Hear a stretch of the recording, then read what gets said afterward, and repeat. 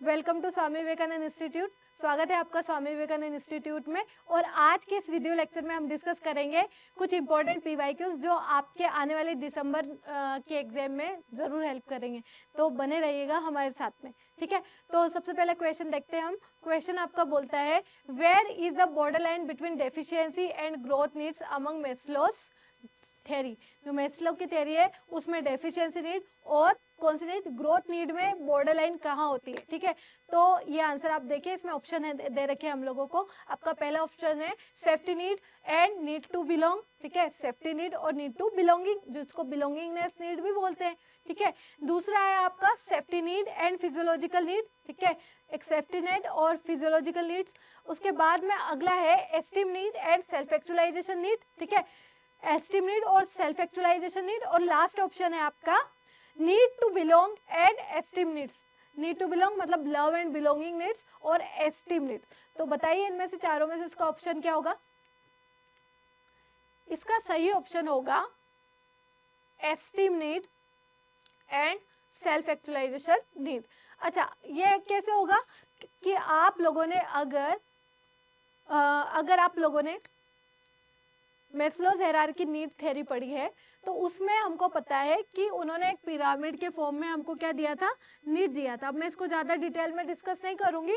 अगर आपको इसको पूरा डिटेल वीडियो देखना है तो इसी चैनल पे एक प्लेलिस्ट है साइकोलॉजी की, UGC NET psychology by Nazmeen ma'am, उसमें आपको ये दिखने को, ये वाली थ्योरी जो है वो पूरी डिटेल में मिल जाएगी। तो आप उस वीडियो को ज़रूर देख लीजिएगा, ठीक है। अभी के लिए मैं आपको बता देती हूँ कि जो नंबर 1 पे होता है वो आपका होता है फिजियोलॉजिकल नीड। कौन सी थ्योरी पढ़ रहे हैं हम, ये मेस्लोज हायरार्की ऑफ नीड थ्योरी, ठीक है। तो फिजियोलॉजिकल नीड सबसे पहले। नंबर 2 पे हम पढ़ते हैं कौन सी नीड, सेफ्टी नीड। अच्छा, फिजियोलॉजिकल नीड कौन सी नीड होती है, जो आपके शरीर से संबंधित जितनी भी नीड्स होती है वो फिजियोलॉजिकल नीड होती है।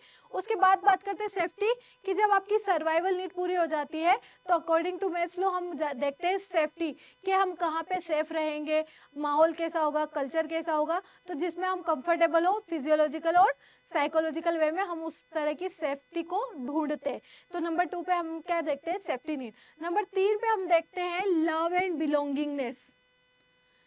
कौन सी नीड को पूरी करते हैं हम, लव एंड बिलोंगिंगनेस को, ठीक है। मतलब हम चाहते हैं कि हमारी एक फैमिली हो, लोग हमको पसंद करें, हम लोगों को द्वारा पसंद किया जाए, ठीक है। एक पूरा सिस्टम हो, सोसाइटी हो, परिवार हो, ठीक है, माता पिता है ना, जिसमें सारे लोगों, पेरेंट्स, सिबलिंग्स, हस्बैंड वाइफ, ठीक है। Clear, okay. चलते हैं आगे की तरफ। इसमें अगला एस्टीम नीड क्या है, एस्टीम नीड। एस्टीम नीड आपकी क्या नीड होती है, जब आप चाहते हैं कि आपको लोग आपके अच्छे काम की वजह से जाने, ठीक है, आपको मान मिले, सम्मान मिले, मतलब प्रेस्टीज मिले, आपको रेस्पेक्ट मिले, ठीक है। तो ये वाली जो नीड होती है अंदर से, इसको बोलते हैं एस्टीम नीड। क्या बोलते हैं, एस्टीम नीड, जो कि आपकी आती है 4th नंबर पे, ये 3 नंबर पे, 2 नंबर पे, ये 1 नंबर। और लास्ट बट नॉट लिस्ट ये होती है आपकी सेल्फ एक्चुअलाइजेशन नीड। कौन सी नीड हुई आपकी, ये सेल्फ एक्चुअलाइजेशन की नीड। तो जब सेल्फ एक्चुअलाइजेशन की नीड होती है आपकी, क्लियर, उस नीड को बोलते हैं, सेल्फ एक्चुअलाइजेशन की नीड को हम बोलते हैं वो नीड जब आप अपनी सारी नीड को फुलफिल कर चुके हैं और अब आप जो कुछ भी करने लायक है वो कर चुके हैं, और उससे आगे की जो सिचुएशन होती है जहाँ पे आप ट्रांसेंडेंस फील करते हैं, जहाँ पे आप पूरी तरह से फुलफिल महसूस करते हैं, सारी जिम्मेदारियाँ सब कुछ पूरी करने के बाद की जो सिचुएशन होती है, एक कंफर्ट की, सेल्फ एक्चुअलाइजेशन की, अपने आप को जानना कि मैं कौन हूँ, मतलब किस तरीके से आपने सारी चीज़ें पूरी की है, तो अपना हाईएस्ट पोटेंशियल जब आप अचीव कर लेते हो तो वो वाली सिचुएशन होती है सेल्फ एक्चुअलाइजेशन की नीड। आई होप आप लोगों को मेरी बात समझ आ गई होगी, ठीक है। आगे बात करते हैं हम कि ये चारों जो नीड है आपकी, इनको हम बोलते हैं डेफिशिएंसी नीड। कौन सी नीड बोलते हैं, डेफिशिएंसी नीड। मतलब ये कहीं ना कहीं आपके अंदर कुछ कमी है, उसको पूरा करने से रिलेटेड है, ठीक है। और ये वाली जो नीड है आपकी सेल्फ एक्चुअलाइजेशन वाली, इसको बोलते हैं हम ग्रोथ नीड। कौन सी नीड बोलते हैं, कौन सी नीड बोलते हैं हम, ग्रोथ नीड। ग्रोथ नीड मतलब कि आप बढ़ रहे हो, आप अपने जीवन में आगे ग्रोथ कर रहे हो, ठीक है। तो इस नीड को सेल्फ एक्चुअलाइजेशन होना मतलब आपकी ग्रोथ हो रही है, साइकोलॉजिकल लेवल पे आप एक नेक्स्ट लेवल पे पहुंच चुके हो, ठीक है, जहाँ पे आपकी सारी नीड पूरी हो चुकी है और अब आप आगे की तरफ ग्रो कर रहे हो, इसलिए इस नीड को क्या बोलते हैं, ग्रो नीड भी बोलते हैं, ग्रोथ नीड भी बोलते हैं। इसलिए याद रखना कहाँ पे बॉर्डर लाइन हो रही है, बॉर्डर लाइन हो रही है आपकी एस्टीम नीड के पास में और किसके बीच में, सेल्फ एक्चुअलाइजेशन के बीच में, ये आपकी यहाँ पे बॉर्डर लाइन हो रही है। आई होप आपको ये वाला क्वेश्चन समझ आ गया होगा और इसका कंसेप्ट भी समझ आ गया होगा, ठीक है। चलते हैं नेक्स्ट की तरफ। अगला है आपका क्वेश्चन, आई होप आपको ये दिख रहा होगा।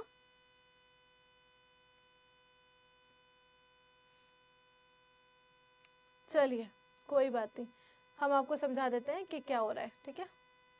चलिए, तो अगला क्वेश्चन है, ये एक मैच का मैच वाला क्वेश्चन है और ये वाला क्वेश्चन बहुत बार एग्जाम में पूछा हुआ है और इसी तरीके से बार बार ये क्वेश्चन रिपीटेड है। तो एक तरह से अगर आपने ये क्वेश्चन कर लिया तो आपके एक क्वेश्चन एग्जाम में सही होने के चांसेस पूरी तरह से बढ़ गए, ठीक है। चलते हैं, क्वेश्चन बोल क्या रहा है। क्वेश्चन में ये बोल रहा है क्या कि इंस्टिंक्ट, ठीक है, नंबर 2 पे नीड, नंबर 3 पे ड्राइव और नंबर 4 पे क्या बता रहा है, इंसेंटिव, ठीक है। तो यहाँ पे लिखा हुआ है इंस्टिंक्ट, यहाँ पे लिखा हुआ है नीड, यहाँ पे लिखा ड्राइव, यहाँ पे लिखा है इंसेंटिव और इसके सामने यहाँ पे लिखा हुआ है एक्सपेक्टेशन ऑफ डिजायर्ड आउटकम। क्या लिखा हुआ है यहाँ पे, एक्सपेक्टेशन ऑफ डिजायर्ड आउटकम। अगर आपको नहीं दिख रहा है तो मैं यहाँ पे इसको लिख देती हूँ ताकि आपको समझ आ जाए कि क्या लिखा हुआ है, ठीक है। चलिए, यहाँ पे ये नंबर 1 पे जो लिखा हुआ है ये लिखा हुआ है आपका इंस्टिंक्ट। नंबर 2 पे आपका जो लिखा हुआ है वो लिखा हुआ है नीड। यहाँ पे आंसर लिखा हुआ है, इसको नहीं देखना है, ठीक है।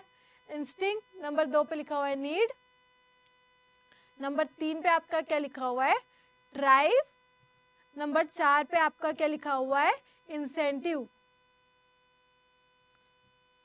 क्या लिखा हुआ है नंबर 4 पे, इंसेंटिव। क्लियर। चलिए, अब मैं इसके ऑप्शन बोल रही हूँ, आप लोग बताइएगा क्या हो सकता है, ठीक है। इंस्टिंक्ट, ये ऑप्शन दे रखा है एक्सपेक्टेशन ऑफ डिजायर्ड आउटकम। आप सोचिए एक्सपेक्टेशन ऑफ डिजायर्ड आउटकम मतलब क्या होता होगा। Expectation of desired outcome instinct को बोलते हैं या नीड को बोलते हैं या ड्राइव को बोलते हैं या इंसेंटिव को बोलते हैं। जब आपको किसी चीज के बाहर से आउटकम के मिलने की उम्मीद होती है तो उसको बोलते हैं इंसेंटिव। क्या बोलते हैं, इंसेंटिव। तो इसका किसके साथ में मैच हो जाएगा, पहले वाले के साथ में। इंसेंटिव मतलब एक्सपेक्टेशन ऑफ आउटकम्स, ठीक है, वो होती है आपकी इंसेंटिव। नंबर 2 पे आता है नीड। अब नीड क्या होती है आपको ये देखना है। उससे पहले देख लीजिए यहाँ पे क्या लिखा हुआ है, पुश अस टू एक्शन। हमें एक्शन के लिए पुश करता है। कौन पुश करता है एक्शन के लिए, बताइए। एक्शन के लिए हमें कौन पुश करता है, बताइए। नीड करती है, इंस्टिंक्ट करती है, ड्राइव करती है, ठीक है। तो आपको पुश टू एक्शन करता है ड्राइव। ड्राइव होते हैं ना जो साइकोलॉजिकल टेंशन होती है और वो आपसे क्या करवाती है, एक्ट करवाती है। ड्राइव क्या करवाती है, एक्ट करवाती है। तो हमेशा याद रखना पुश टू एक्शन के लिए क्या आएगा, ड्राइव, ठीक है। अच्छा, ये आया कहाँ से, ये हल्स ड्राइव रिडक्शन थ्योरी से, जहाँ पे हल ने हमको नीड भी बताया था, नीड क्या होती है, ड्राइव भी बताया था, ठीक है, अराउजल भी बताया था और मोटिवेशन साइकिल दिया था होम्योस्टेसिस के बेस पे, जहाँ पे हमारी बॉडी जो है वो एक कंफर्ट जोन की बैलेंस की सिचुएशन में रहना चाहती है। जब ये कंफर्ट जोन या बैलेंस जो है वो क्या होता है, डिसरप्ट होता है, तो क्या होता है कि एक साइकोलॉजिकल ड्राइव यानी कि एक ड्राइव क्रिएट होती है जो आपको एक्शन करने के लिए मजबूर करता है, ताकि वो फिजियोलॉजिकल वो जो कंफर्ट है, वो जो बैलेंस है, वो जो होम्योस्टेसिस है फिजियोलॉजिकल लेवल पे, उसको वापस से गेन किया जा सके, ठीक है। तो एक बार हल्स ड्राइव रिडक्शन थ्योरी का आप लेक्चर जरूर देख लीजिएगा, इसी चैनल पे प्लेस लिस्ट में आपको मिल जाएगा, ठीक है। चलिए आगे की तरफ। इसके बाद देखते हैं, लिखा हुआ है आर इनेट। आर इनेट, कौन इनेट होता है बताइए। इंस्टिंक्ट जो है वो इनेट होती है, बायोलॉजिकल पैटर्न होती है, इनेट होती है, जो क्या करती है, हमें सर्वाइवल के लिए हेल्प करती है, जो सर्वाइवल के लिए क्या होती है, मस्ट होती है, नेसेसरी होती है, ठीक है। तो बेसिकली ये होती है आपकी इंस्टिंक्ट। तो इंस्टिंक्ट आर इनेट, तो इसका आंसर क्या हो जाएगा आपका इनेट का ये, ठीक है। और लास्ट है आपका इंसेंटिव हो गया। और लास्ट क्या है आपका, क्रिएट टेंशन। तो नीड आपकी क्या करती है, टेंशन क्रिएट करती है। जब कभी आपकी बॉडी जो है, अगर वो फॉर एग्जांपल अगर जब कोई कभी आपकी बॉडी क्या एनर्जी लूज करती है, तो जब वो एनर्जी लूज कर रही है तो उस टाइम पे क्या होगा कि आपकी बॉडी में एक नीड जनरेट होगी, ठीक है, ताकि वो मटेरियल जिसकी वजह से एनर्जी लूज कर रही है वो वापस से मिले। तो वो जनरेट हुई आपकी नीड, ठीक है। और नीड क्या करती है, टेंशन क्रिएट करती है ताकि जल्दी से जल्दी बॉडी को होम्योस्टेसिस में लाया जाए, ठीक है। जब नीड जनरेट होगी, जब कभी नीड जनरेट होगी तो क्या होगा, बताइए क्या होगा, जब कभी नीड जनरेट होगी तब क्या होगा कि आपकी बॉडी जो होम्योस्टेसिस में थी वो डिसरप्ट होगी, ठीक है। और जब डिसरप्ट होगी तो बॉडी में क्या आएगा, एक अलग लेवल पे टेंशन क्रिएट होगा। तो नीड क्या करती है, टेंशन क्रिएट करती है। आई होप आप लोगों को मेरी बात समझ आएगी। चलते हैं नेक्स्ट क्वेश्चन की तरफ। तो इसका आंसर यहाँ पे होगा सी। क्या आंसर होगा, सी। ये देखिए यहाँ पे आंसर भी दे रखा है सी, ठीक है। तो आप लोग आज जाइएगा और ये सबकी डेफिनेशन अच्छे से याद कीजिएगा। नीड, ड्राइव, ठीक है, अराउजल, इसके साथ में आप लोग याद कीजिएगा नीड, ड्राइव, अराउजल। इसके बाद में आप एक और चीज़ याद रखिएगा, होम्योस्टेसिस की डेफिनेशन भी याद रखिएगा। यहाँ से भी बहुत बार क्वेश्चन देखने को मिलते हैं, ठीक है। तो होम्योस्टेसिस, ठीक है। इसके अलावा आप और देखिएगा, इसके अलावा आप लोग और क्या देखेंगे, इंसेंटिव की डेफिनेशन। यहाँ पे इन सब की डेफिनेशन जरूर पढ़िएगा, ये मोस्ट इंपॉर्टेंट है। This concept is very very very important concept, right. अच्छा, कहाँ पे मिलेगा, हल्स टाइम रिडक्शन थ्योरी मैंने इस चैनल पे भी समझा रखा है, आप चाहे तो यहाँ से भी इसको समझ सकते हैं, ठीक है। चलते हैं नेक्स्ट की तरफ।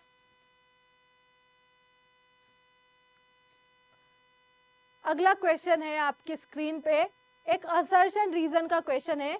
इसमें हमको बताना है कि असर्शन क्या है, रीजन क्या है और उसका आंसर करना है, ठीक है। चलिए क्वेश्चन देखते हैं हम। क्वेश्चन है, individual take high risk in mountaineering. कोई भी व्यक्ति जो है वो माउंटेनियरिंग करने के लिए, मतलब पहाड़ पे चढ़ने के लिए जो है वो एक रिस्क लेता है। डेफिनेटली अगर कोई पहाड़ चलना है, कोई जो माउंटेनियर होते हैं वो बहुत बड़ा रिस्क लेकर के चलते हैं, क्योंकि वहाँ पे क्या होता है कि आपकी डेथ होने का खतरा होता है, ठीक है। क्योंकि क्या होता है कि बहुत बड़े बड़े पहाड़ चढ़ते हैं, पता नहीं कहाँ से हाथ फिसल जाए, और बिल्कुल वहाँ पे सबसे ज़्यादा थ्रेट जो होता है वो डेथ का थ्रेट होता है। तो डेफिनेटली जो माउंटेनियरिंग करते हैं वो एक बहुत बड़ा रिस्क, जान का जोखिम लेकर के माउंटेनियरिंग करते हैं। आई होप आप लोगों को मेरी ये वाली बात समझ आई। तो असर्शन ये बोल रहा है, अब रीज़न क्या बता रहे हैं वो पढ़ते हैं।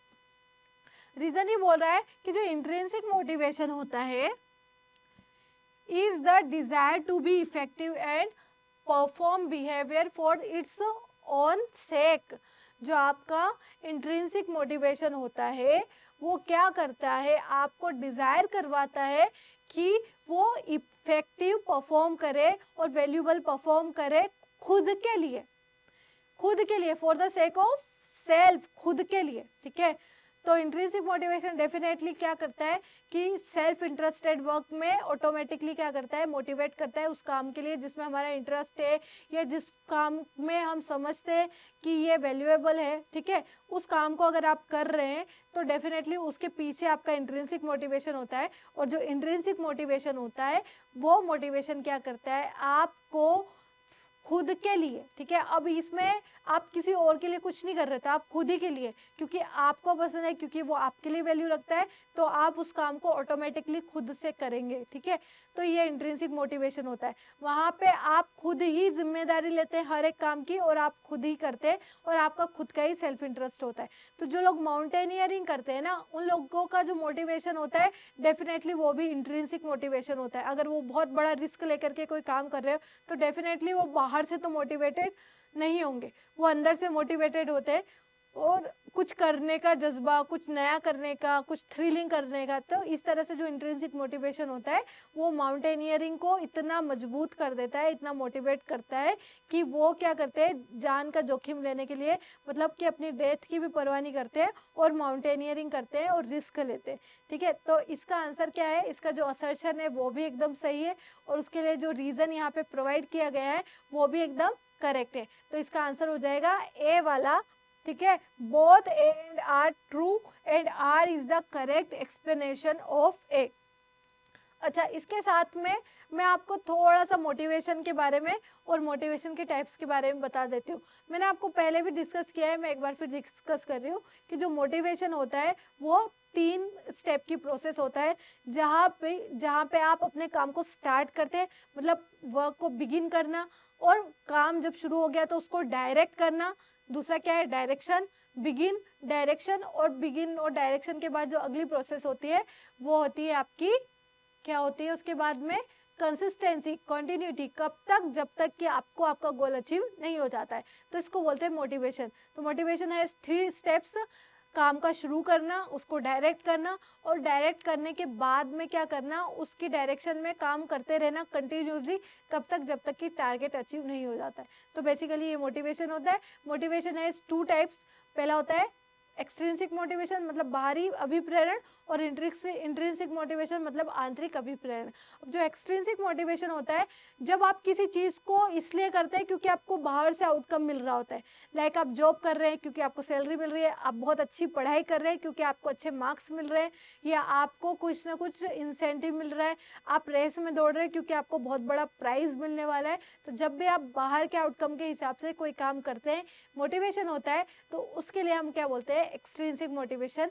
लेकिन वहीं इंट्रिंसिक मोटिवेशन, जब आप अंदर से मोटिवेटेड होते हैं किसी काम को करने के लिए, ठीक है, जैसे अगर कोई क्रिकेटर है तो उसको क्रिकेट खेलना अंदर से बहुत ज़्यादा पसंद है, ठीक है, तो उसको चाहे कुछ मिले ना मिले, ठीक है, अब क्रिकेटर तो प्रोफेशनल हो गए, ऐसे बंदे को लेते हैं जिसका क्रिकेट में बहुत इंटरेस्ट है, तो अब उसको क्रिकेट वहाँ से कुछ मिले ना मिले, वो अंदर से मोटिवेटेड होगा, खुद ही ये वर्क उसके लिए प्लेजरेबल होगा, रिवॉर्डिंग होगा, तो वो वर्क करेगा। जैसे माउंटेनियर जो है, वो उनको माउंटेनियरिंग करना अपने आप में क्या देता है, क्या देता है, प्लेजर देता है, खुशी देता है, मीनिंगफुल लगता है, तो वो इंट्रिंसिक मोटिवेटेड होते हैं। क्लियर? तो जब कोई काम हम अंदर से आता है जिसमें हमारा इंटरेस्ट होता है, ठीक है, तब हम वो काम करते हैं, तब हम इंट्रिंसिक मोटिवेटेड होते हैं। आई होप आप लोगों को ये आंसर समझ आया होगा। चलते हैं नेक्स्ट क्वेश्चन की तरफ। अगला आपका क्वेश्चन है, अगेन ये एक मैच वाला क्वेश्चन है, जिसमें एक साइड आपको दे रखा है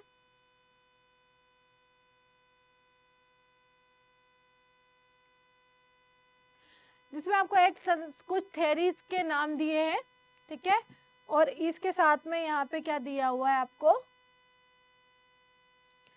यहाँ पे क्या दिया हुआ है, इसके ऑप्शन दे रखे हैं, यहाँ पे थेरी दे रखे हैं और यहाँ पे उसके कैरेक्टरिस्टिक दे रखे हैं, ठीक है।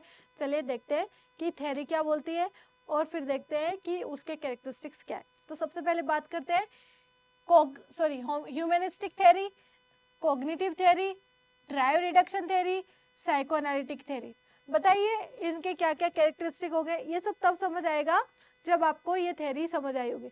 अच्छा, अब आपको करना क्या है, जो भी मैं आपको PYQs करवा रही हूँ तो इसका आंसर और उसकी थेरी तो मैं आपको बता ही रही हूँ, लेकिन इसके साथ साथ आपको एक काम करना है, इन सारी थ्योरी के क्या करना है, शॉर्ट नोट्स प्रिपेयर कीजिएगा अच्छे से समझने के बाद में, ताकि आप एग्जाम में रिवाइज कर सके। ये सारे वो कॉन्सेप्ट है जो एग्जाम में बहुत ज़्यादा बार रिपीट हुए हैं, ठीक है। तो ये वाली भी याद रखिएगा, जैसे इसमें 4 ऑप्शन है ना, तो आपको 4 ऑप्शन के बारे में बेसिक सारी आइडियाज़ लिखना है, ठीक है। लाइक ह्यूमनिस्टिक थ्योरी क्या होती है, कॉग्निटिव थ्योरी क्या होती है, ठीक है। तो ये सारी चीज़ें आपको पता होना चाहिए। थोड़ा मैं आपको यहाँ पे बता देती हूँ। तो सबसे पहले बात करते हैं ह्यूमनिस्टिक थ्योरी की, ठीक है। तो ह्यूमनिस्टिक थ्योरी जो है वो क्या होती है, जहाँ पे लोग, ये देखें, ह्यूमनिस्टिक थ्योरी जहाँ पे लोग क्या होते हैं, people are motivated by the conscious desire of for personal growth, जहाँ पे लोग अपनी ग्रोथ के लिए, पर्सनल ग्रोथ के लिए क्या होते हैं, मोटिवेटेड होते हैं, ठीक है। तो डेफिनेटली ह्यूमनिस्टिक थ्योरी जो है वो ये बताती है कि जो ह्यूमन बींग्स है वो क्या चाहते हैं, वो अपने हाईएस्ट पोटेंशियल को अचीव करना चाहते हैं, वो अपने हाईएस्ट लेवल की ग्रोथ को अचीव करना चाहते हैं, अपने हाईएस्ट लेवल की पर्सनल ग्रोथ को गेन करना चाहते हैं, ठीक है। तो ये ह्यूमनिस्टिक थ्योरी का बेसिक आइडिया है, बेसिक कैरेक्टरिस्टिक्स है, ठीक है। तो इस तरह से आपका पी का तो क्या आंसर होगा, 2। उसके बाद बात करते हैं कॉग्निटिव। जब भी कॉग्निटिव वर्ड की बात होगी तो आप समझ जाना ये मेंटल प्रोसेस से संबंधित है, किससे संबंधित है या किससे रिलेटेड है? मेंटल प्रोसेस से रिलेटेड है। तो जो मेंटल प्रोसेस होती है आपकी कॉग्निटिव लेवल की, ठीक है, तो मेंटल प्रोसेस जो है वो हमेशा कॉग्निशन पे डिपेंड करती है, लाइक आपका सोचना, ठीक है, आपकी मेमोरी, ठीक है, आपका कुछ ऑब्जर्व करना जहाँ पे माइंड लग रहा है, जहाँ पे आपके मस्तिष्क की या ब्रेन की ज़रूरत पड़ रही है, तो ये सारी चीज़ें जो है वो किस में आती है? आपकी कॉग्निशन में आती है, ठीक है। अब यहाँ पे देखिए कौन सा ऑप्शन सही बैठेगा, ठीक है। People represent there world mentally, लोग अपनी दुनिया दिमागी रूप से सोचते हैं, ठीक है, तो बिल्कुल सही है। जब मेंटल की बात आ गई तो यहाँ पे कीवर्ड याद रखेगा, कॉग्निटिव मेंटल से याद रहेगा आपको। तो इसका आंसर क्या होगा यहाँ पे? इसका आंसर हो जाएगा आपका 3 people represent there world mentally. Clear? दिमाग से लोग अपनी दुनिया को क्या करते हैं? रिप्रेजेंट करते हैं। आई होप यहाँ तक आप लोगों को मेरी बात समझ आई होगी। अब चलते हैं नेक्स्ट की तरफ। जो अगला है वो है आपका drive reduction theory. Drive reduction theory में क्या होगा बताइए? We behaviour depend upon instinctual force. जितने भी बिहेवियर होते हैं वो हमारे अंदर से जो फोर्सेस आती है उन पे डिपेंड करते हैं, ठीक है। तो इसका आंसर क्या होगा आपका?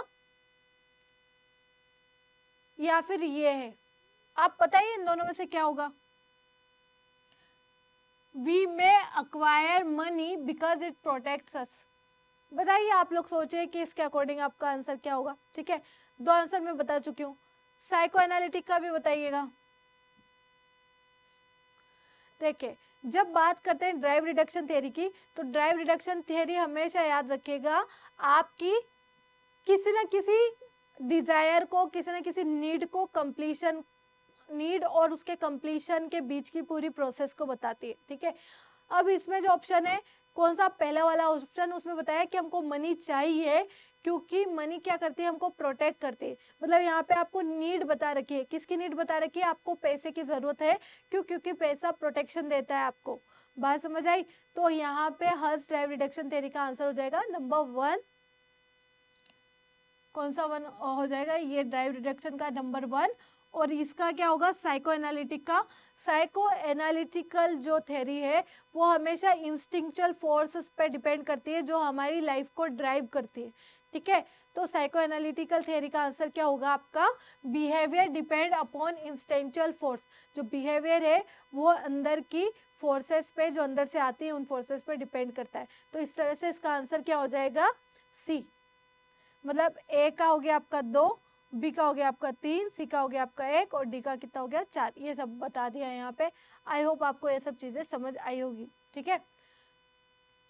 तो आज की क्लास में बस इतना ही। आप लोग ये सारी थ्योरीज को अच्छे से कीजिएगा और जहाँ पे आपको कुछ समझ नहीं आया हो तो नीचे कमेंट सेक्शन में मेंशन कीजिएगा। इसके साथ मुझे ये भी बताइएगा कि हम इसमें और क्या क्या पढ़ सकते हैं और किस तरह से आपकी जेआरएफ की जर्नी को ईजी बनाया जाए। आई होप आप लोग मेरे साथ में जुड़े रहेंगे और तब तक के लिए कीप वॉचिंग, मेहनत करते रहिए और लगे रहिए। डेफिनेटली अगर आप हार्ड वर्क करेंगे, अब लास्ट टाइम है आपका, तो अगर आप 2 या 3 महीने अच्छे से मेहनत कर लेंगे तो डेफिनेटली आपके ड्रीम्स कंप्लीट हो जाएंगे। लेकिन यह है कि कंसिस्टेंसी के साथ में राइट डायरेक्शन में आपको मेहनत करनी है और उस राइट डायरेक्शन को बताने के लिए हम आपके साथ हैं। तो बने रहिएगा हमारे चैनल के साथ में। Thank you so much for watching. Keep learning.